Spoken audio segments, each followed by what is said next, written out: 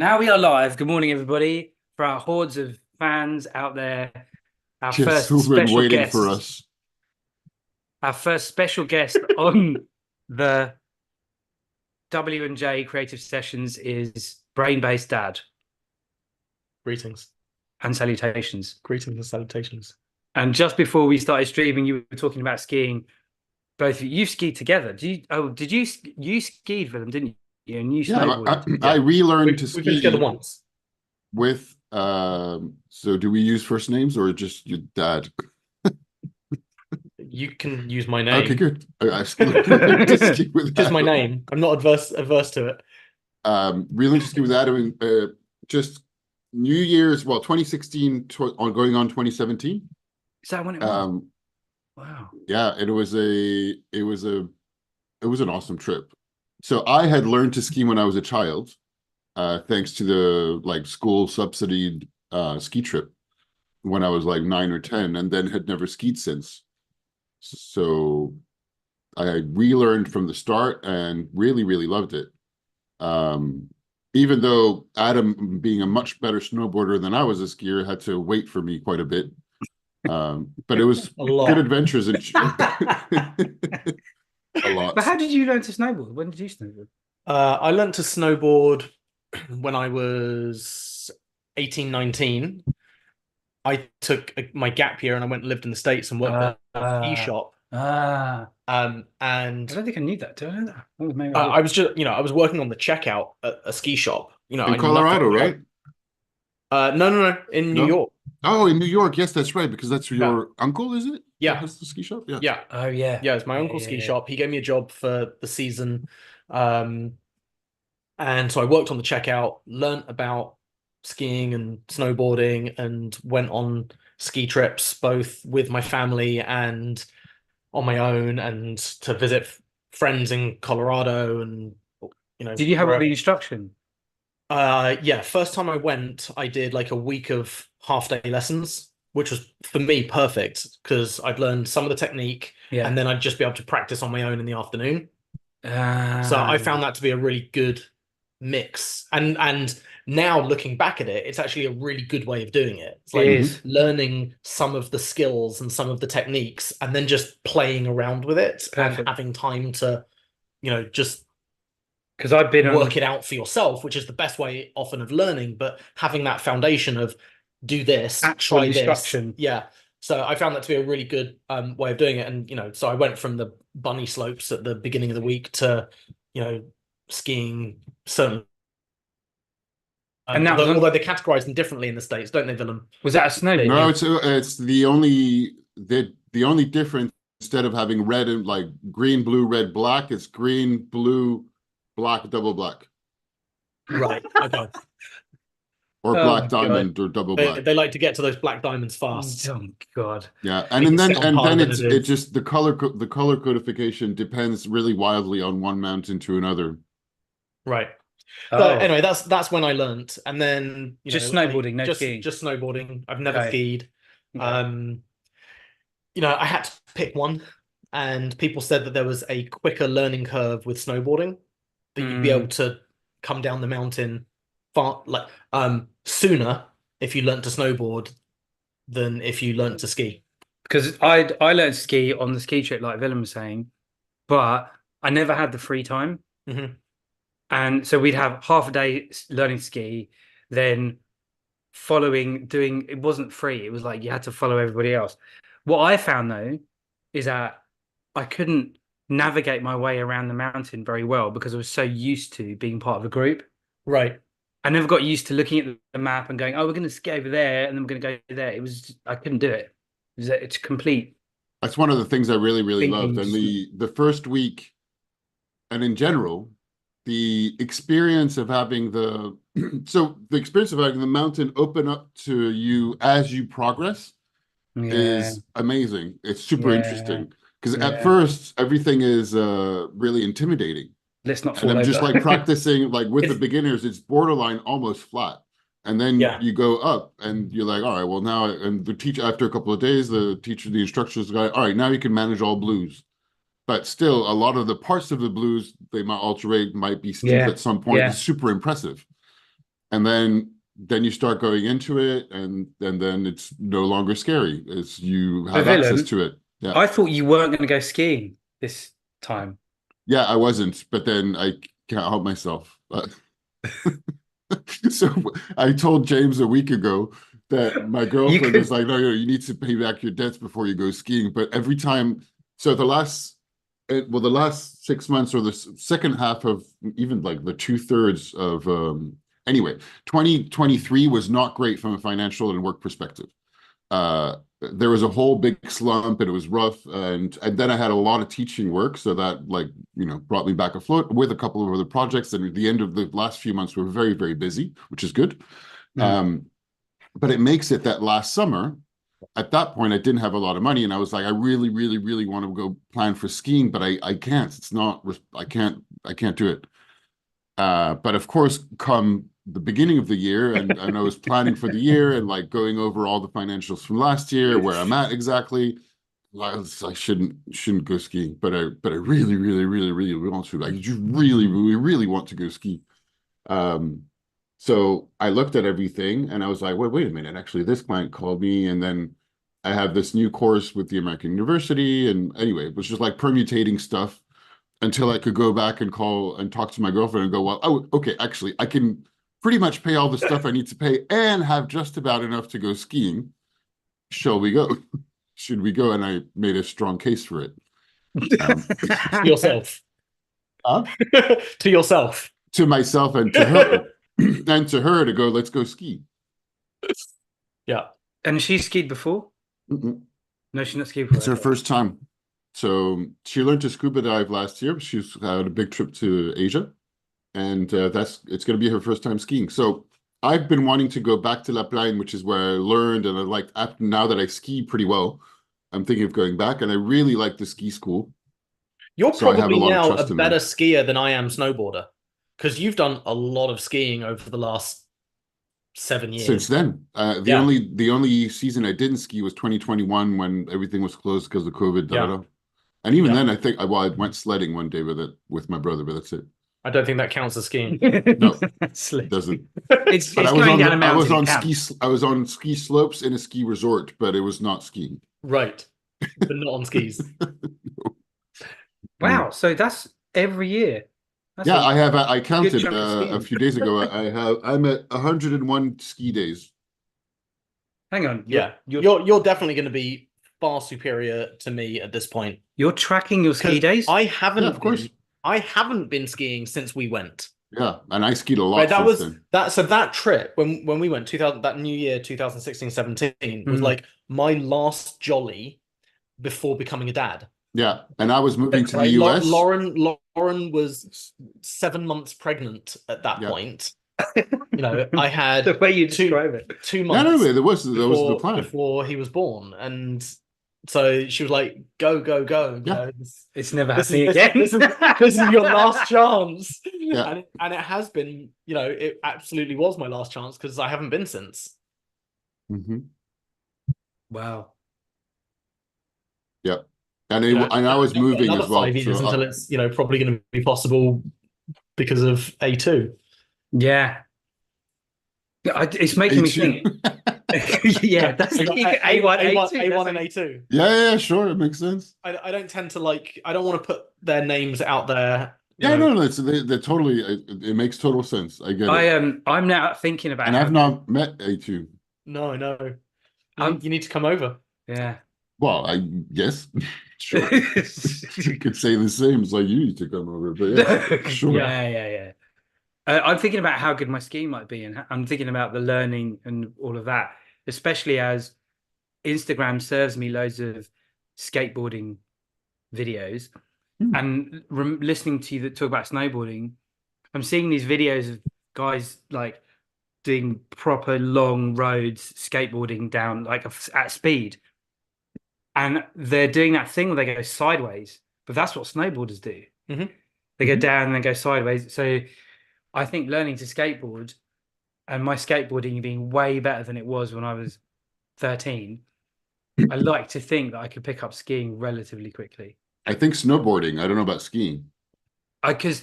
It depends what you're comfortable with.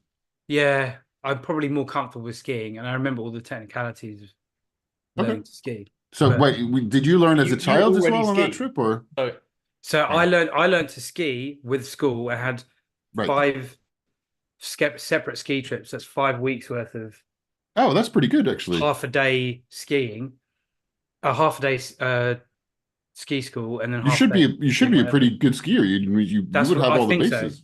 Yeah. I think so, but that was a while ago. What did you say, Adam? well, I was gonna say like if you already see, I'd love to learn to ski, but I don't want to go back to being a beginner. Why? Just Why? because it sucks, or Because Because because we're old and it if sucks you've to be. only got a week, right? If you've only got a week's holiday yeah, yeah, yeah, and you yeah, go back to being a yeah, beginner, yeah, yeah, then yeah. you're stuck on the like easy slopes and you can't explore the mountain in the No, way it's that you true. can. It's true. You know, if I had like a season, like okay, well I can, take a few days out of that to learn how to ski, no problem. But I Yeah, don't have a season, at most I'm likely to have 2 weeks. it was, And chances are I'm probably only going to have a week or 10 days. So I don't want Yeah. to be a beginner. I'd rather stick to snowboarding and be able to and go. be able to explore the mountain. But you might have the other thing, which is what I've been doing to get a few other people into this crazy activity that is very expensive, makes no sense, probably going to disappear because of environmental reasons, but I can't help it. I'm totally hooked now. So I got my brother into it, my nieces, but that also meant that I was the stronger skier, so I had to be, Helping. guiding them after their class on the And little waiting for slopes. them on the slopes, Well, no, but not just which waiting, which is actually good because that's being the karma. guide, like going very slowly, marking my turns, all that jazz. And after a few of those, you're like, I really just want to go ski. I want to let loose. Oh, it's karma. Um, I see. Yeah, Yeah, yeah, it's karma, villain. it is. And I've just signed up to do that again with my girlfriend. Yeah, yeah, but there is that thing of But if she how likes it, it'll be worth it. it yes, will. But yeah. there's That that has thing. that has a payoff for a long It, time. it does an Because interesting if she every supports season. me and even better wants to come with and knows how to ski, even if we're not looking for the same thing, but then that's totally worth it. It is going to improve your technique having to Oh yes, it does every time. explain. Yeah, yeah, for sure. And I probably, well, I haven't decided yet if I'm going to take lessons or not. I took lessons, so I have regularly taken lessons. I think I'm a pretty good skier now, even though I feel amazing. And then occasionally, if there's a video, I'll look at the video and I, I don't look very good at all skiing. I'm like, oh, I don't like from the outside. That's not how I felt when I was skiing. And then I Yeah, look, I'm just like so stiff. I'm like, wow, this is really ugly. Okay, all right, I'm not that good. Great way to improve video yourself. it Great is. way to improve. It is like 2 years ago when I was on that ski trip with lessons. There was a photographer that came, I think on the first or second day, and she showed up unexpectedly. I think she was supposed to come the day after. Showed up on an icy black run, and I had just started skiing again. So it was like, I did not feel good going down that slope. I was just going down, without Yep. falling. Yep. And she showed me the video. I didn't buy any of the photos or videos. I was like, this is ridiculous. I really look so bad. I'm never going to buy it. Why did you show up on an icy black slope? Did you think people would be proud of themselves on their second day skiing? Well, that's the thing. That makes complete sense. I do How remember. bad can you really look in a photograph, though? Like, I can understand it in a video, but if you get a good action shot in a photograph, no It, one, I no one knows. no, it didn't look good. I just none of them. I think one was okay-ish, but you kind of just like this Yeah. thing doesn't look good. And it Yeah, was fair enough. yeah, you had to pay like a set amount for the package. Yeah, Anyhow, I looked at all the photos and I was like, no. No. If there was at least one photo where it looked good, I probably would have bought it. But yeah, no. yeah, fair enough. The first time I went up the mountain, it was such a uh mind blowing, mind expanding thing because we spent so much time on the beginner slopes. Go up the mountain at the top of the mountain or wherever we were on the mountain. I was like, oh my God, that's what this is about. Mm. And then my next thought was, how the hell am I going to get down? That was the Mm. first week because I remember losing complete control on one slope and just not being able to either stand up ski, losing both skis. And we were in Austria, some old Austrian dude with the massive beard like stereotypical mountain guy, just skied up with both my skis and gave me my skis, smiled, helped me put them back on, and then skied off, and I just like carried on.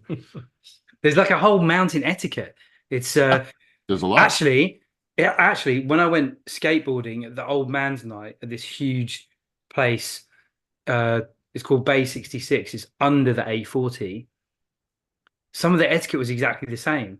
Like I remember on being on the mountain where you have to kind of look and check in multiple directions before you ski.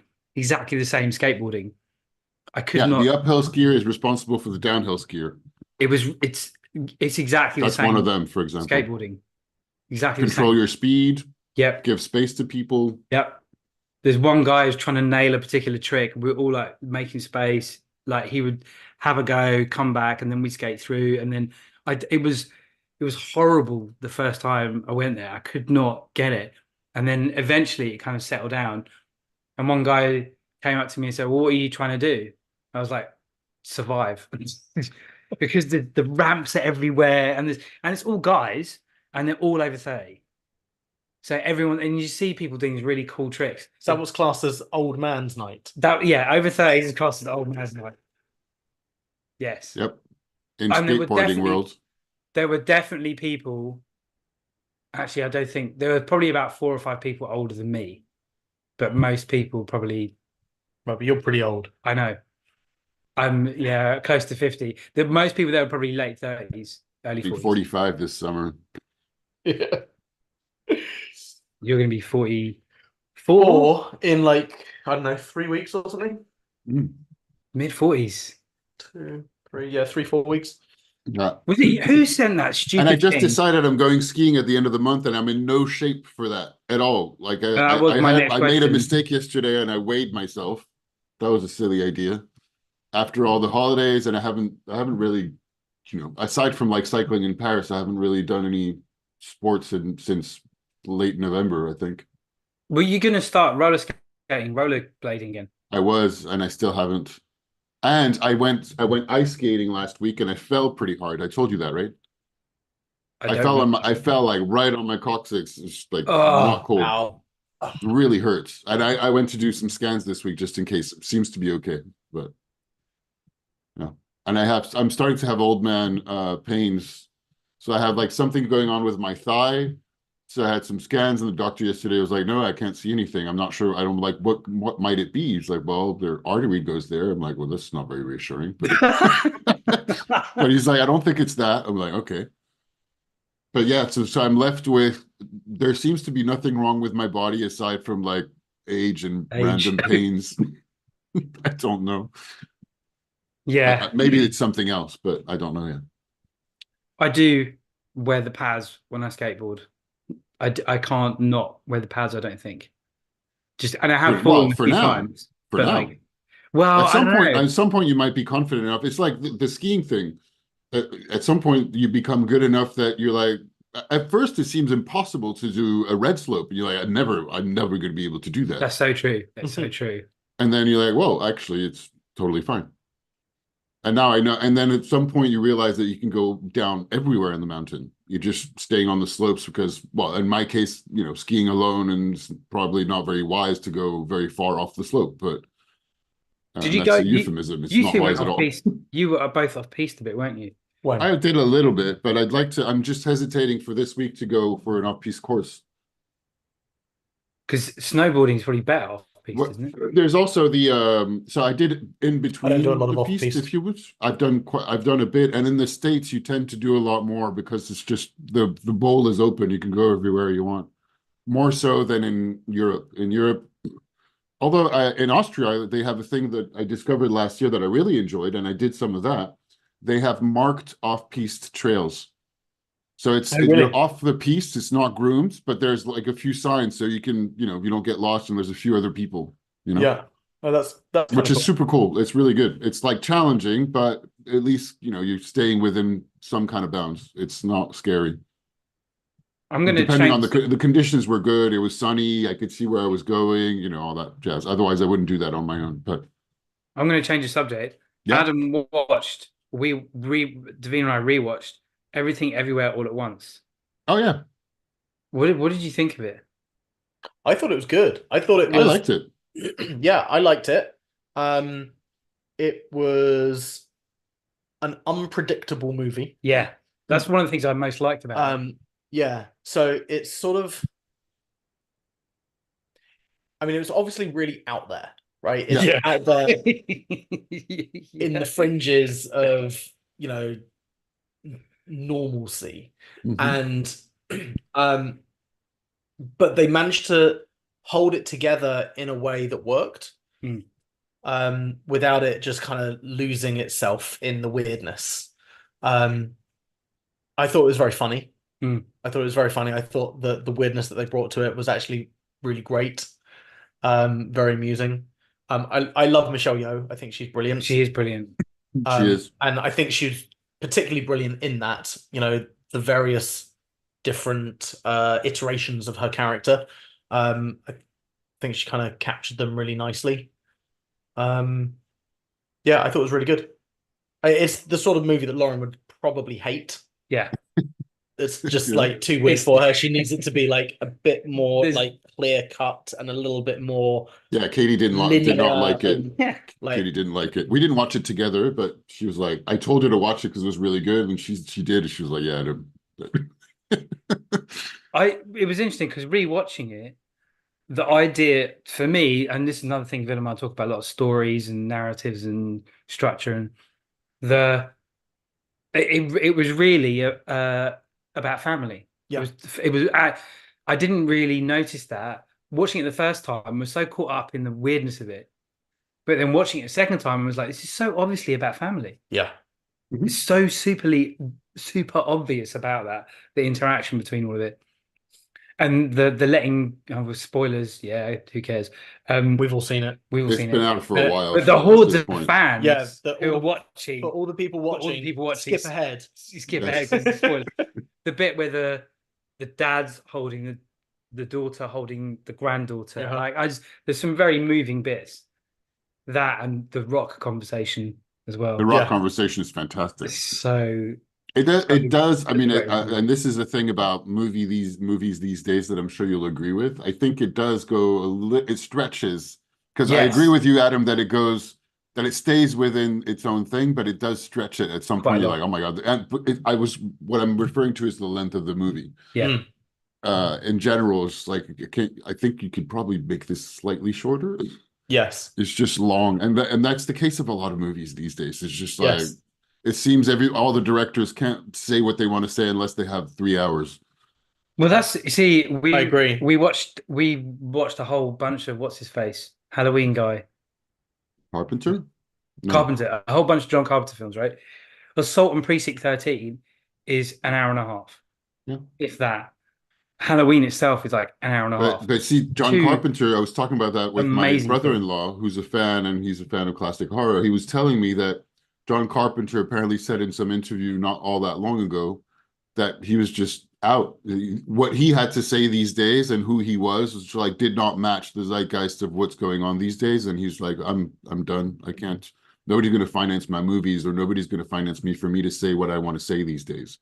Wow. I'm paraphrasing, and I'm paraphrasing something I overheard and I didn't check. Just That seems like a shame because he's possibly, but apparently a lot of directors who are, considered to be auteur directors, who have a vibe, who have a style, have a really hard time being financed. And apparently all the young ones, the only thing they manage to do is do one good movie, and then if they're be hired by Disney, basically, go through the Disney mill, get destroyed through it, but then they are possibly able to get another movie financed. It's really, really difficult. Or for famous guys, then Netflix says yes, and lets them do whatever they want. But then it's ironically suffers from something else, which is the lack of production. That's like where you get all the movies coming out, and I didn't watch half of them, but like The Irishman, Scorsese doing whatever he wants on Netflix money. And this is where actually you would benefit from having somebody of an oversight of a producer because going, that was well, a actually, really let's long film. let's I cut didn't some of enjoy this that. shit out. No, I didn't even watch it because I heard a lot of people tell me it was just long and boring, and I'm like, I'm just going to skip it. I think it's found just it getting very old. long and very boring. Yeah. And apparently the Killers of Flower Moon is similar, as in very long and quite boring. I haven't seen that. I haven't seen it either. I just heard that and I'm like, yeah, all right, well, I'm just going to save myself 3 hours. I have seen it. It is good. I got into Killers of the Flower Moon or The Irishman? Killers of the Flower Moon. I think The Irishman was okay. I didn't think it was amazing actually, looking back. But Killers of the Flower Moon I thought was better. But yeah, it could have been shorter. Could have been shorter. Tell the story. Move the story on. Yeah. And Doesn't yeah, need I to be think there's a longer. lot of great movies that are an hour and a half. So yeah. Instead, you could watch, yeah, you could watch both of them in the space of one film. Yeah, you could do a double bill. Well, that's what we had to do with the new Indiana Jones. Lauren and I over Christmas we watched the new Indiana Jones. What did I you was telling think? James this last night. We watched the new Indiana Jones, Yeah, the Dial of Destiny. sure. But in order to do that, we had to stick both the kids in front of the laptop in another room, Yeah. and they watched two movies Yeah. in the time that we watched that one Indiana Jones. Yeah. You got interrupted. Oh yeah, and we got interrupted loads. Like it was, Sure. like probably a dozen times. Like between someone needing the toilet, someone needing some food, someone needing a nappy change, someone needing, a problem with the laptop that we need to go and fix. Like it's just disappeared from the screen, and like there was constant interruptions. What did But you think of the Indiana Jones? I liked it. You did? I thought it was pretty good. I thought it I was, I thought didn't it think was. I was, yeah. I thought that there were enough kind of touchstones to the original movies, in particular Raiders of the Lost Ark. I thought that without it being hammy, what I was saying to James was like in the way that let's say Top Gun and Maverick. Have you seen Maverick? Yeah. In the way that Maverick tried to replicate parts of Top Gun, like the beach volleyball scene from Top Gun became American football on the beach. on the beach, right? It's like there's no real reason for it in the movie other than it was in Top Gun. Yeah. But Indiana Jones, even though it had kind of mirrors back to the original movies, it wasn't unnecessary for the story. It was part of the story. Yeah. Yeah, it's meta references. Actually, I saw, sorry, I'll let you finish. But yeah, I mean, there's not a lot more to say beyond, I thought it was very Indiana Jonesy without being really like, Crystal Skull. And, Crystal I thought was awful. Yeah, I never watched it again. I don't think it's necessary. I guess I we watched saw it together at the cinema, I think. Yeah. I think so. I think we went to Muswell Hill. Yeah, or I thought it was Camden Town, but maybe I can't remember. Maybe. Yeah, maybe. Whatever. But yeah, I thought it was. I went in with very low expectations because of Crystal Skull. Oh yeah, for sure. It's better. It was better to go with low expectations. And I think that's probably why that's probably one reason why I enjoyed it even more, because I had such low expectations of it. And also, Harrison Ford is old, man. Yeah, he is old. He is really old. I mean, I did have a strong thought on 80. the movie of, like, oh my God, please leave this man alone. Just and leave the character alone. Aside from, I went in with very low expectations that were just about met. I didn't think the movie was very good. I thought it was very long. It was kind of enjoyable, but it was enjoyable because it was mostly meta referencing the original movie. Yeah. And just using the same bits and in a way that you're like, all right, this kind of works, but frankly, just leave this dude alone. I mean, both Indiana Jones and Harrison Ford. Yeah. Because he played that really well. Like that old crotchety guy who wants to be left alone. Yeah. It's just basically because I think that's who he is. Yeah. Yeah, it is who he is. Yeah, I mean, that's what he's known to be, or how he's known to be now. Now as an actor, it's like, just leave me alone. And he's a bit. Have you seen Shrinking on Apple? Seen what? Shrinking? No. It's a series. It's a series where he's in it with Jason Segel, and they're shrinks. Right. And it's really good, and he's a very fun character. It's a comedy, like dramedy comedy type thing. Half an hour episodes. It's really good. It's actually really good. He's because Sean Connery did that whole Grumpy Old Man, right, I'm retiring thing. Why doesn't he retire? Harrison Ford, just no more. Maybe he does. Maybe he needs to produce money, and he's being called. I mean, it's just they have expenses, ex-wives. I don't know, kids. Yeah. Go figure. But he might just be a grumpy old man who enjoys acting. Yes, there's that too. That is true. That is true. But you also said something interesting yesterday, which I didn't think of until you said it, which was, is Temple of Doom really that good? I just have so much nostalgia. Oh, it's not. I have a lot of nostalgia about the movie, but I think it's nowhere near as good as the first one. But it is fun. I think we watched it. The last time I watched it, I think, was with you, Willem, with Graham and Abby and Sangeeta, many years ago. Oh yes, we did. Didn't she we watched it on their projector, right? Yeah. I think I've seen it again since. Does it hold up? As a movie? Yeah. Yeah, so you can see that it's a departure from the first. They're trying something quite different, but it still works. And it's a lot of fun. And I have the nostalgia, and I fondly remember being kids and my oldest best friend talking to me about the scenes where he's eating monkey head. It's like it's all gross and disgusting, and it is kind of you watch it again and it's like, oh my god, they go out there, particularly towards the end of the movie. It's really intense. If you have kids watch, like it's very, very scary for kids, and it's really messed up. If you watched it again, I'm like, oh my god, there's a lot of child slavery there, and pulling a heart out of a living body. I mean, we didn't mention spoilers, by the way, but this has been out for a while, so it's been out 30 years. What? 40 years? Yeah, nearly 40 years. I don't know which year. Somebody posted on our WhatsApp group about the difference between years between 1990 and 2024, and yeah, that was me. Was that you? It was Adam. I thought it was like someone. Why is he sitting right next to you? Yeah, you know what? I didn't realize. I didn't know who it was. It was you. No, that was me. That was me. But it's just horrible. I tell you what a friend of mine said to me the other day is he's 45, right? So this will apply to you very shortly, and this will apply to you already. Oh God. He was like, do you know what? I could legitimately go and live in a retirement home in 15 years. Yeah. At 60, in 15 years, I go and live at a retirement home. I was like, wow. Yeah. Like, and it's scary. That's not very far away. No. And it's kind of scary, right? Because terrifying. I mean, it's, let's say 16 years away for me. I'm about to be 44. 16 years away. I'm like, wow, that doesn't feel like that should be viable in 16 years. And I felt like it wasn't viable because there's a lot more that I want to accomplish and do before I should even have the possibility of retiring and going into a retirement home. Yeah. And I probably won't have the money to do that or to be able to retire in any way, shape, or form. Oh God, no. I'm nowhere near. I'm like, let alone the notion that I feel like I have a lot more stuff to do, but fucking hell, it goes fast. It really does. Well, if the retirement age is 68 in the UK, like I got 20 years to do loads of cool stuff. 20 sounds much longer. It does.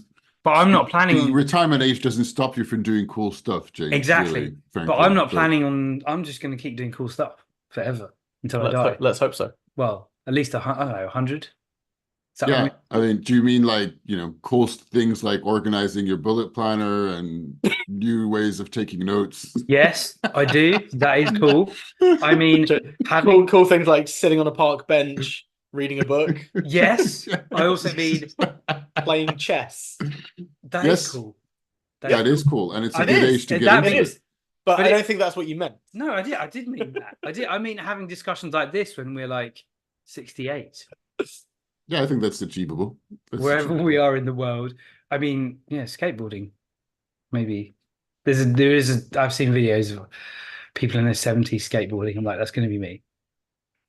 Going to be skateboarding. That's great. Definitely. Maybe I haven't broken anything yet. I don't plan on breaking any bones yet. So we'll see. Didn't plan on falling on his coccyx. Yeah, I did not plan on... No broken bones, though. No broken bones, but... Bruised. No, but it really hurt, and it was embarrassing. Coccyx and hurt, I was really embarrassed because there was a lot of people in the ice rink, like a lot. But I somehow thought because of my skiing, anyway, everybody else that I was with, my siblings, everybody was quickly more comfortable than I was, and I felt really stiff and uncomfortable, and I hated it. I hated myself for feeling so stiff and uncomfortable. I felt I should at least be as comfortable as everybody else who's not ice skated in ages that I was with. But anyway, I'm And like, I think the I'm worst bit not that is good at when it. you know how like when you hurt yourself, like you know, hit yourself with a hammer and you're like, and you grab it. Like when you do that when you've landed on your coccyx, you just look like you've shit your pants. Yeah. Ah! Yeah, and it was not like that. It was very slow-mo. I had to get on my knees and it really hurt. So Oh God! yeah. So you were like in pain, like doubled up on the Yeah. ice. Yeah. It's really painful. Coccyx is incredibly It's just painful. like I slipped and it just bang, like You're very buckled. lucky that you didn't break anything. Yeah. Really? I know someone who Yeah, apparently it's quite easy to do to break it if you fall yeah, Really? straight on it. yeah, it's very small bones. So it's And just so I know someone who had their coccyx removed. Removed. Oh shit. I don't really know the full story, but they either broke it or they had like coccyx pain or something, and they had it removed, and now they like can't walk properly. They walk with a stick. And Damn. she's younger than me. Wow. I was hoping you weren't going to say something like that. Oh no. Yeah, she's a good like 3 years younger than me. Oh. Um, and she still has the pain, even though they've removed it, because that ain't how pain works. In the same Wow. way that, you know, you have people with phantom limb syndrome who have an arm amputated and then their hand is itchy. Mm. Like The you know, brain. It's a yeah, brain thing. it's a brain thing. It's so, you know, she had her coccyx removed and still has pain in her coccyx. But Wow. yeah, yeah, it's not cool. So No, it was very painful it just felt like the whole spinal column just like compressed because that's basically it should be, you know, it just yeah, reverberates up and the pain reverberates all around my I don't know, like everywhere around there, basically. Just yeah, my pelvis. uh yeah, Pelvic area. pelvis, bladder, like all the shit around there felt like it was just strange, you know? Yeah. Yeah. Well, you know, your spinal cord is, you know, in there in your spinal column. So it Hmm. really affects everything. It affects kind of all the signals coming from Yeah. everywhere. So I should go The see an nervous center. osteopath as well. Yeah. Actually, I need to take an appointment just to check. Yeah. It's sensitive area. I'm just imagining in my head when I fall off the skateboard, it tends to be sideways, not backwards, Well, that's good. depending on what I'm doing. Backwards is not great.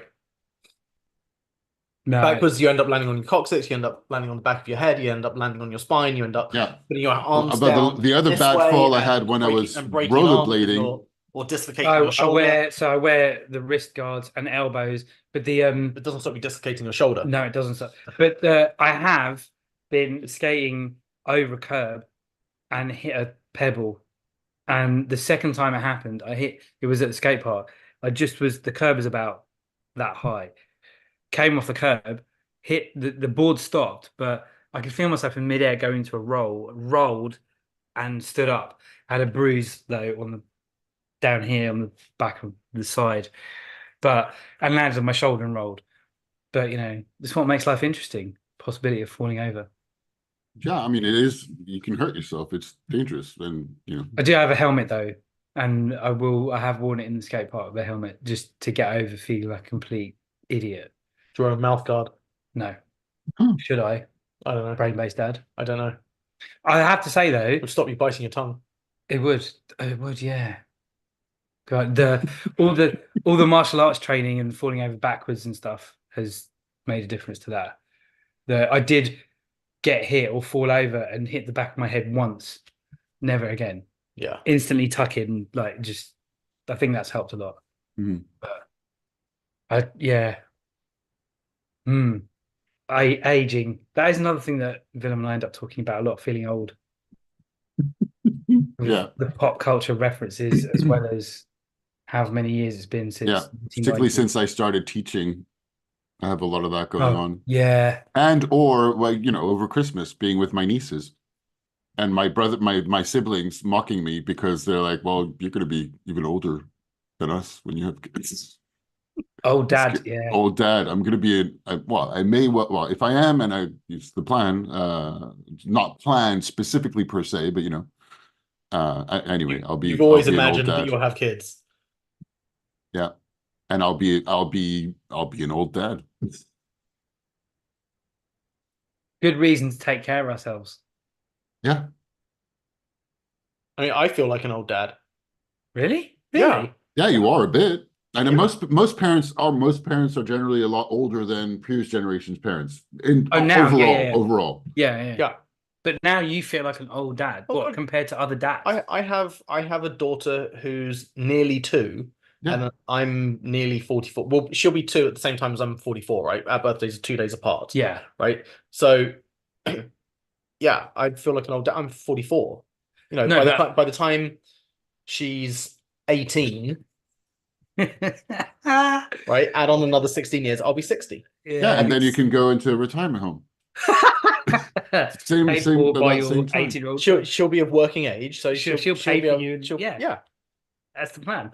But Yeah, that totally makes me feel like an old dad. You know, it's like my brother has 2 kids the same age as my kids. yeah, He's 7 years younger than me. but that's what I mean. Compared to other dads, do you feel old? Are other dads the same age? How would The you dads, know to answer that question? You need to gather dads together to talk and compare. That- yeah, But but from the you know, dads you interact with, Yeah, I don't think it's about how do I feel. It's about that I am older. yeah, no, I know. Most of the dads who have Yes, similar age kids yes. are a bit younger than me, at least Okay, by a few years. okay.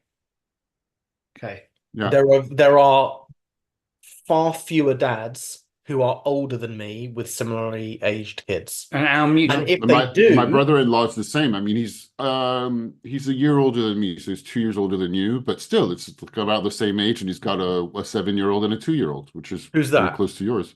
Ludo, Oh, right. Sasuke and Yeah. Ludo. Yeah. How old's Graham? Yeah. Graham's a 45. year older than me, so he's like 45 now, turning 46 this year, I Oh think. wow, God, Yeah. yeah. Wow, And then, you know, old dad. yeah, So Willem's going to be the oldest dad.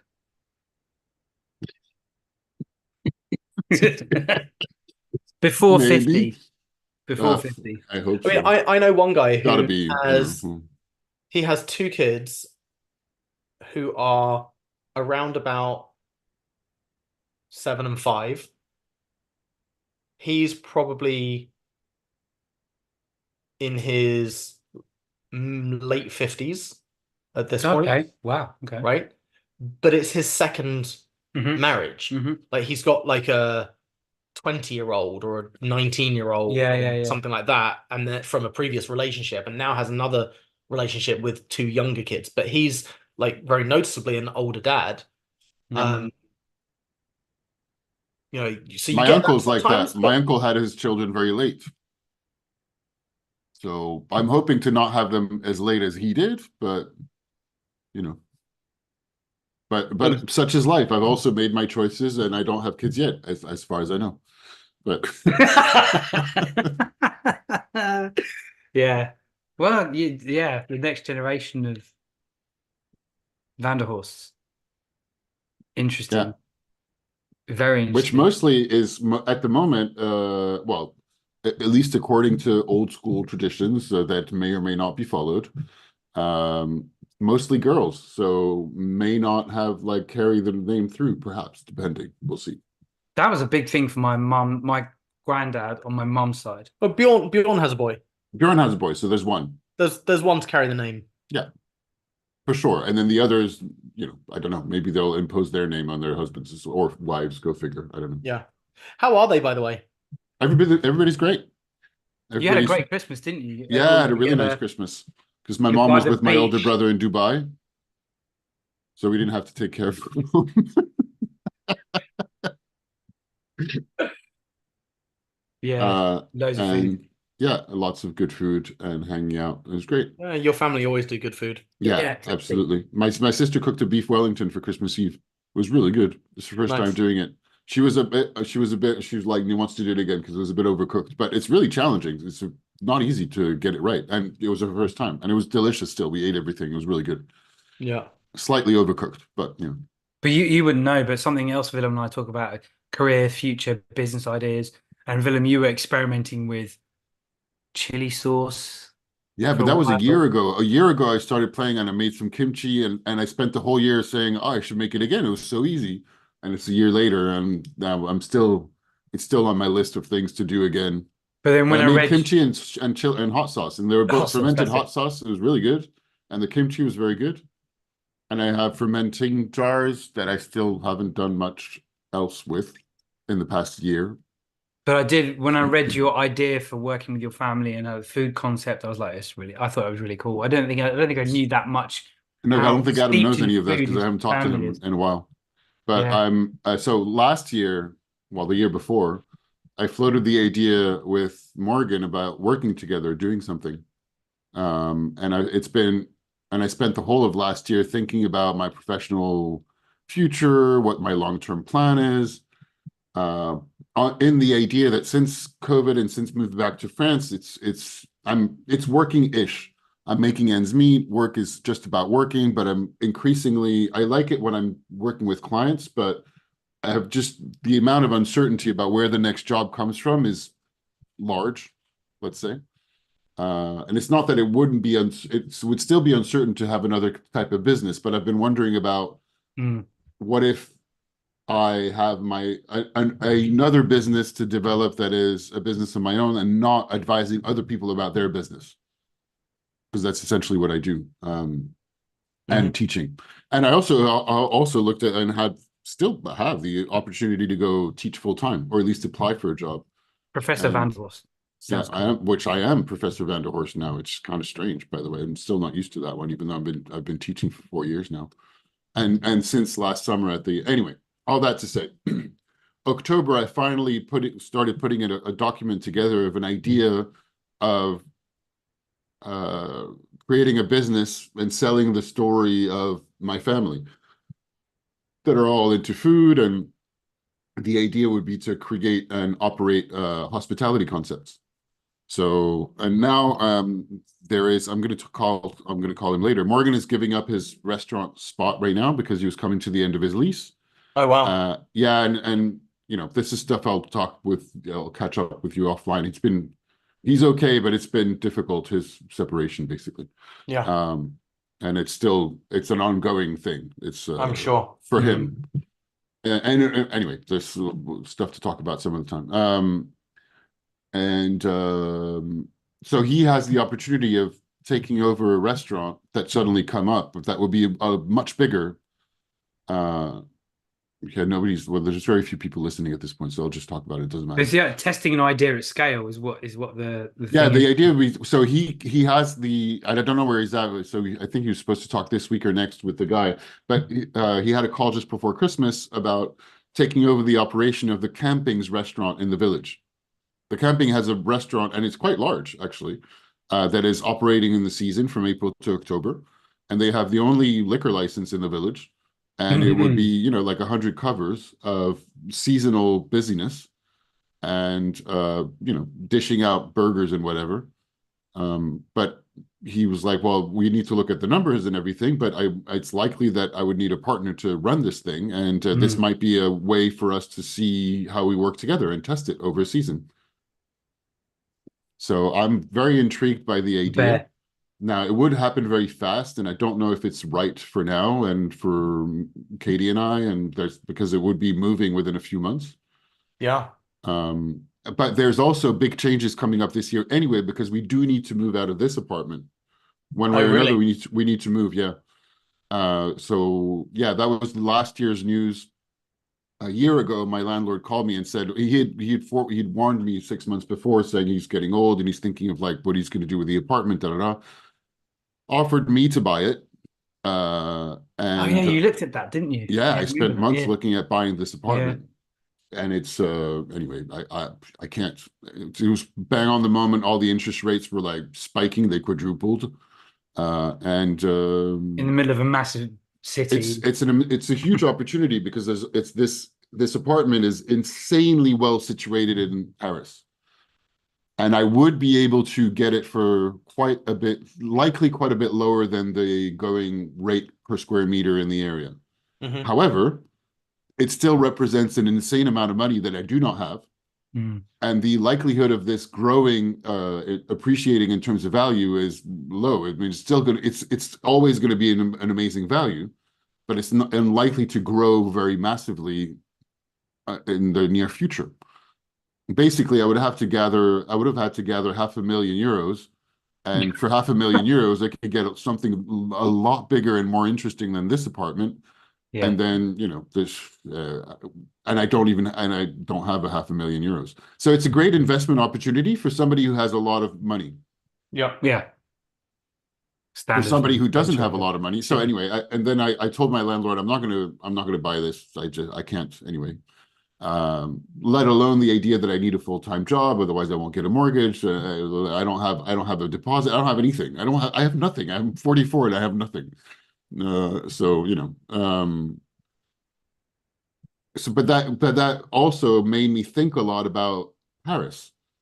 And Yeah. it's the same as big city dynamics. You would have the same questions in London, and I think you had the same questions in London a few years ago, Adam. Yeah. As in, well, why am I here? Quality of life. What am I looking for? Would I be able to buy anything anytime soon, anywhere in Paris?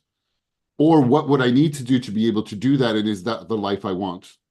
Yeah. Yeah. And if I'm going to spend this much money, is what I'm going to get in the city worth it compared to what I would get for the same money outside of the city? Yeah. Yeah. Yeah, because like similarly, this apartment is it's a small 1 bedroom. I mean, good by Parisian standards, but if we have kids, and the idea is that we want kids, uh, we're not going to raise kids here. I mean, I don't want that. I mean, in this apartment specifically, you could want to raise kids in Paris, although I'm not sure, but that's a conversation where we need to talk together. I don't think we have necessarily the same ideas about that. But then you've got anyway, your we family, are actually, or your family in another part of the country, being close to them, you'd have all them around. Yes, there's that too, which is important as a support system when you have when you're an old dad. Yeah, like seriously, don't underestimate it. No, I think it's very important. So important. It's so important, and it's really challenging for the families that I know near us who don't have their family nearby. Yeah. It's way more challenging than for the people who do have their family nearby. Yeah. In many ways, not necessarily in every way, but in many ways. Yeah, totally. I can see that, and that's something that my little brother and sister have in their village, with friends, other parents, a small community where parents can watch over each other's kids, and also childcare that is not costing a fortune. Because in Paris, like, you have the big city dynamics of being able to get a spot within a kindergarten or whatever is both extremely expensive, time consuming, and you don't know if you're going to get it, and you have to like sign up as soon as the the lady's pregnant. You have to start looking at like, where am I going to be able to sign up the kid? It's insane. Wow. And Paris is, it's completely insane. Like when Lauren was pregnant, she started having these conversations with me about registering for nurseries and kindergartens. I'm like, but we're home educating. Yes. We don't need to. Unschooling, yeah. But it was so funny, like, and the conversations were, but what if, or just in case, and all of that. I was like, no. I like really stood my ground on like, no, we're not doing that. We're not going that route. I'm not going to do that, and outsource the care of my child to someone who's paid to do it. Like, I'm totally doing that. I don't think but your conversations still imply a lot of organization, because to be able to homeschool your kid, you need to be there somehow. Yes. So that's it's a different type of conversation, but it's still a lot of logistics, I think. And it's still having to think 5, have 10, time 20 for yourself, make ahead. a living, and manage for one of the two parents to be with them at some point, or another family member, or somebody else that and trust that you're not paying, I guess. But Yeah, I mean, honestly, I think that the idea of co-parenting is an incredibly valuable thing to have. Like you said, like with your sister and the community that they have around them, where other parents can look after the kids, and like everyone's familiar enough with everyone that the kids are comfortable with other adults. It takes a village to raise a child. It should take a village to raise a child. And I think that it's only going to be more and more important over the coming years that people have that around them, so that they do have that kind of really the strength of community, whether that's family or close friends or whatever, but people who are like-minded and approaching people in a similar way and are nearby and can be involved. I think that's incredibly valuable and incredibly important. And I think I agree. that is what Graham's built a building in his area. It felt like that when I went to see him between Christmas and before Christmas. There was a group of people. Yeah, that's what I understood from all he's told me as well. Who they all know each other. The kids all know each other. I was asking the oldest. I think one of the oldest was 9, and they were watching Home Alone 2. And then I was like, "So, what about watching Die Hard? Great Christmas film." And 2 of them went, "Yeah, we're watching it tomorrow." I was like, "Okay." And I spoke to their dad downstairs. Yeah, we're going to watch Die Hard together. How old are these kids? Like 10, no 9, and I don't know, maybe one's 10, and one's something else. Oh, I have another theory. Oh, this is something I talked about, I think, with my but they're watching with you the guys, dad, but my brother-in-law. I think as movies, I think when I was 9 or 10, I was not watching stuff like, oh, well, maybe I was because I did watch Temple of Doom pretty young. So I was wondering if kids nowadays are watching movies that earlier than we did, if that makes sense. For sure. Like some movies Absolutely. with some level of action and Definitely. some level of what might be considered more adult themes are seen earlier than what we saw. But I don't know if that's actually true or not. The example I would give would be GTA 6. They're all, right? The kids at school, multiple year groups ranging from 13 to 18 have all played GTA 5. Now you've got 13-year-olds who were clearly not 13 when they played GTA 5. And they're all talking about the GTA 6 trailer. They've definitely seen films, and I met it's become a constant joke in some of my classes. So hands up if you're 18. None of them put their hands up. I'm like, so how come you've seen blah blah blah film? Well, because we have. Or the other way around. I'm like, have you seen this film? They go, yeah, and their hands up, you're 18, and they all put their hands up. Wait, what kind of 50. Movies are you talking about that are 18 rated exactly?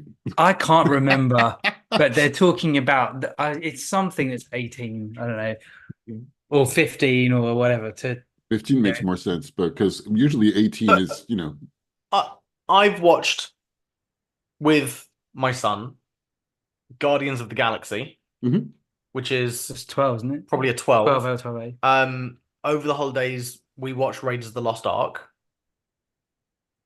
That's a PG, isn't it? No, well, see, I remember old school. It was a PG. This is what I remember, and this is what I'm thinking. This is kind of what Willem's saying. I think it's now a 12. Really? It's changed to a 12. Yeah, it goes the other way usually. But of course, we watched it on Disney, and Disney don't give the UK ratings for the movie. They give like a 6+, 9+, 12+. Disney gave Die Hard 16+. Right. But I swear that was an 18. But it's different. So their rating system on their platform is different to the UK rating system. Oh. Right. They're not doing UPG 12, 15, 18. Okay. Right. They're doing kind of their own age guideline. Okay. Right.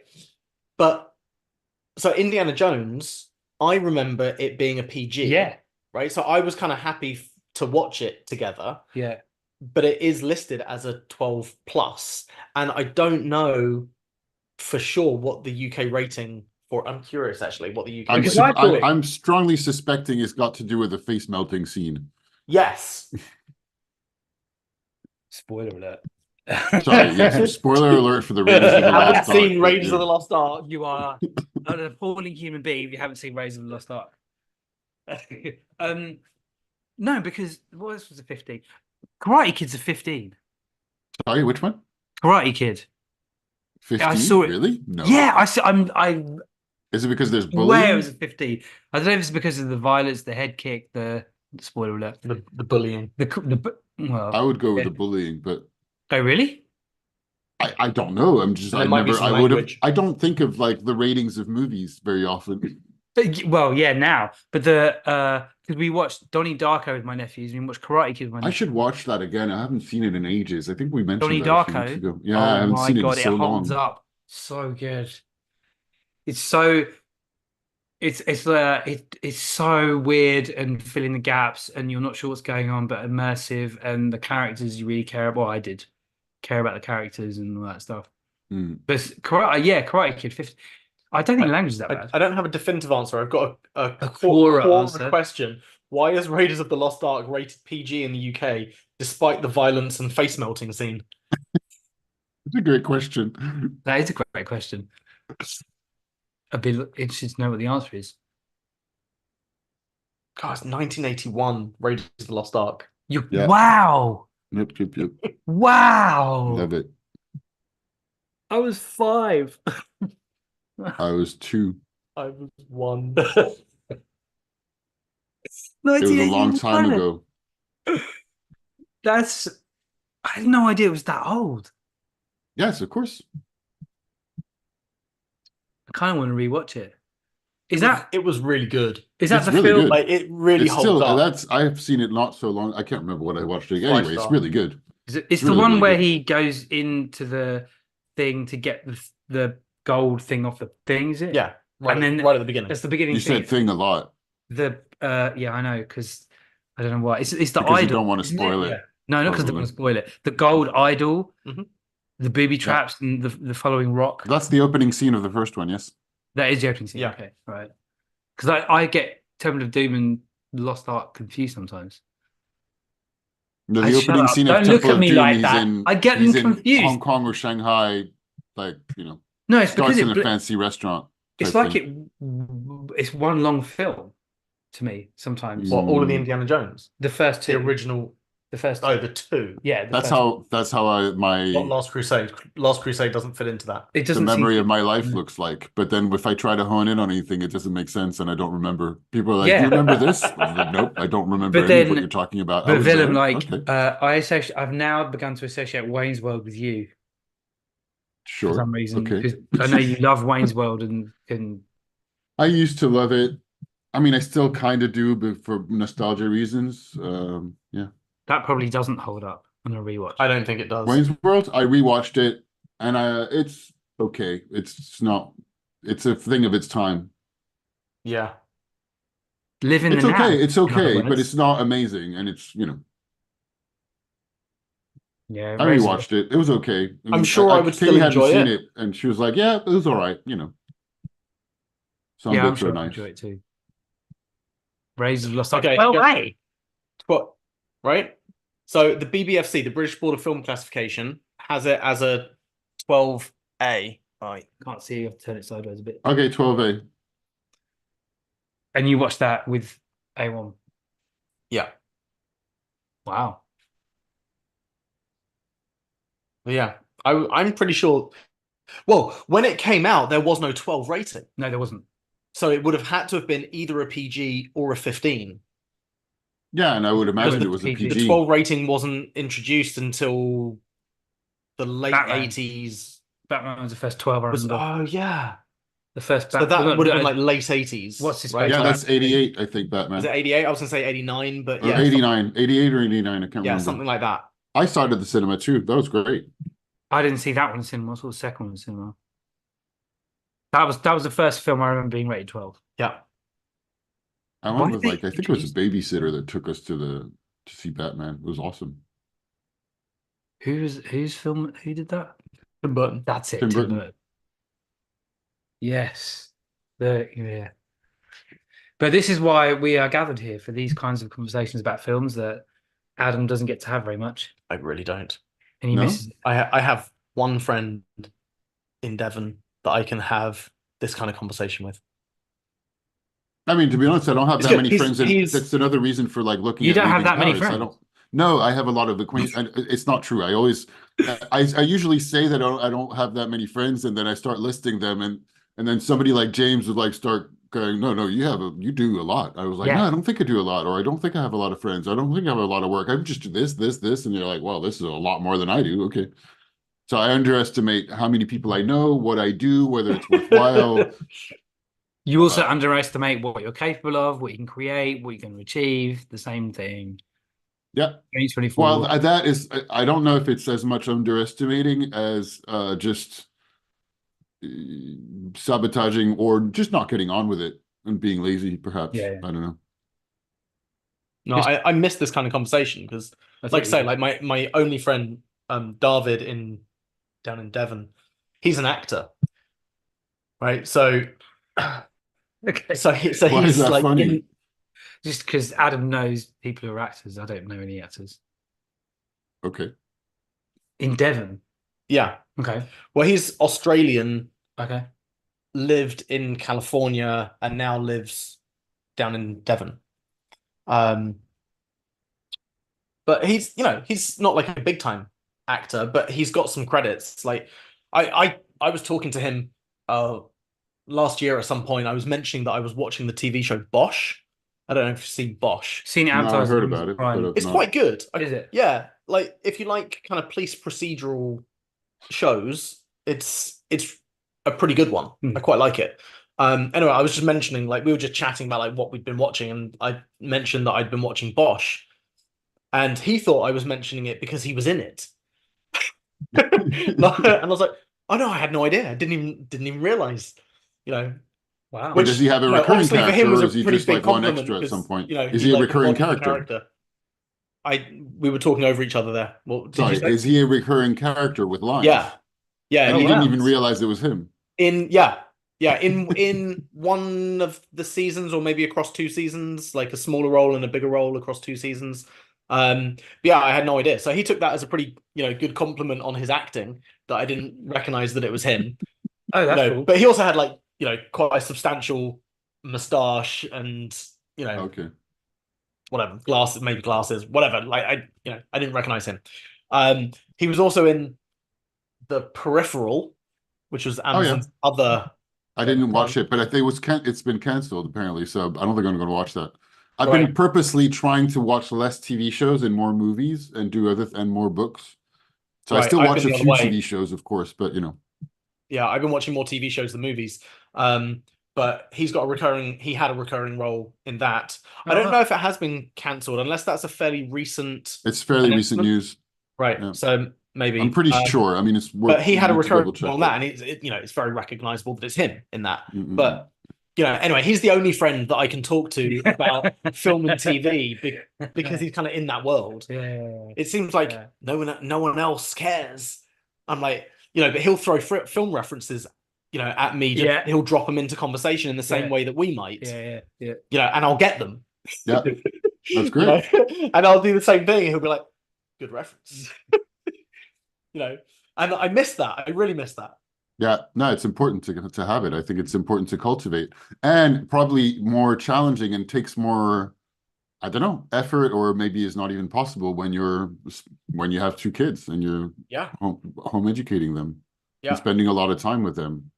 So, but I think probably it's important to somehow carve the time to be able to have those conversations, but it's probably challenging. I can only imagine how challenging it is. I don't know.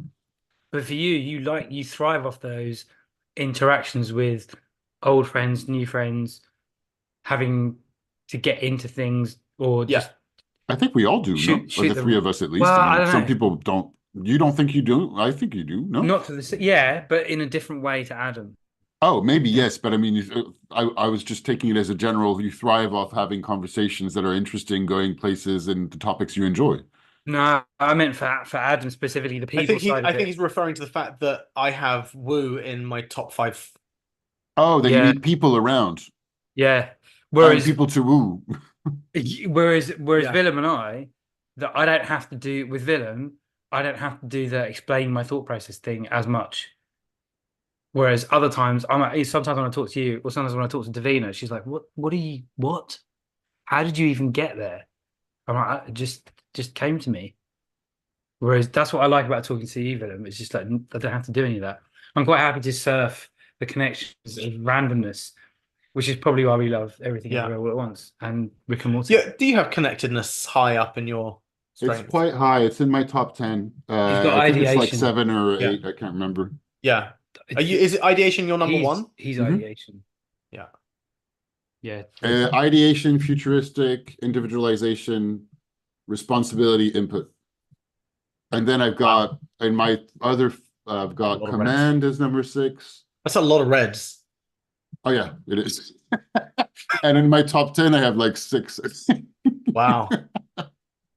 And in my top 10 I only have 1 executing, and it's responsibility. That's it. that's how I usually explain away that, I'm not doing any like living up to my potential because I don't care. I'm just like I'm perfectly happy to just think about things and never actually do them. Yeah. My sister's top 5 are all blue. Or talk about it with other people, because I also have relator and connectedness in my bottom, like in 5 to 6 to 10, and strategist or strategizer or whatever it is. Strategic, lots of thinking. Strategic. So they have my 6 to 10 are command, relator. I know them. I don't know my 6 to 10. I don't know my 6 to 10 either. I'm not getting the order exactly right. Although command is 6 for sure. Then I have like connectedness, strategic, relation, relator, and I'm missing one. I can't remember what it is right now. I know that in my top 5, it's blue and purple. Then it goes a bit red and then orange. Wait, so because I can't remember the color coding. Is purple? Yeah, so the blue purple is relationship building, or is no, blue's relationship building. Okay. Purple is executing, and then red, which is now changed to green, is strategic thinking. And then the other one I have is yellow is activator, or what is it called again? Activator. It is activator. Yeah, I have that one. Activator. Getting things going. Yeah, I have that. That's my dad's number 1. Is it? That's quite funny. It does your head in sometimes. Yeah, it's you start a lot of things, because I start a lot of things. Like I'm like super excited about a lot, and then I don't finish it. Yeah, it's like he won't like if you kind of make a suggestion, you won't be able to finish the sentence before he's already like off doing it. It's like no, it's just it was an idea. Like, can we talk about it? It's like, is it a good idea? I don't know. Like, stop. It does. I love that framework. I do think it's a great framework. I do like it a lot. It's great. It makes a huge difference to me and Davina. Yeah, same for me and Lauren. Yeah, I've been berating Katie for her to do the test, and I don't think she's done it yet. Seriously? I can give her a code that's cheaper. Oh, really? Oh, great. Yeah, please. Yeah. Yeah, I didn't know that. Yeah. I recertified, so I get. Yeah, she was going to, and then still hasn't. I don't think, or she might have and didn't tell me. But I'll just give you the code. Yeah, please give her the code. I'll hand it to her. I think it will be a extra motivation. Incredibly useful. I think it's incredibly useful. I really like it. Yeah, Davina just talks and talks and talks. Plus, she loves quizzes too, but I don't know. She has a firm idea that she kind of like it won't be that useful or something. I'm not sure exactly, but oh, so helpful, so helpful. So we should. Lauren just managed to. She told me. Yeah, Lauren's just managed to float the idea with her work with her superior, who kind of oversees all the operations of the whole company, to get everybody in the firm doing their strengths. Oh, cool! That's great. That's a very cool thing.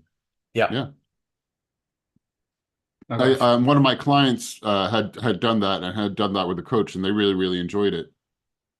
And it was interesting because I asked them for their strengths, and I think in the end we didn't do anything with it. But I was really into the idea. I would have liked to do that, but yeah, they really had enjoyed doing it.